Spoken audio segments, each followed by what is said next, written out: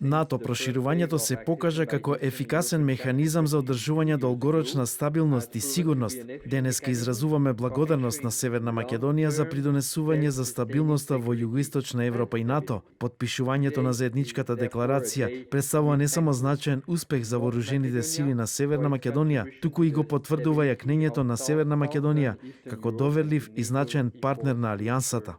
Денеска сме тука да покажеме дека нашето членство во НАТО не беше само политичка порака, туку дека таа беше заслужена резултат на крупни, сериозни и многу амбициозни реформски процеси.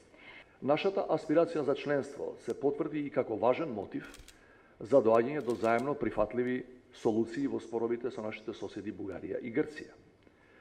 Со потпишувањето на Преспанскиот договор се активираше НАТО поканата за членство, целиот процес успешно заврши на 27 март минатата година.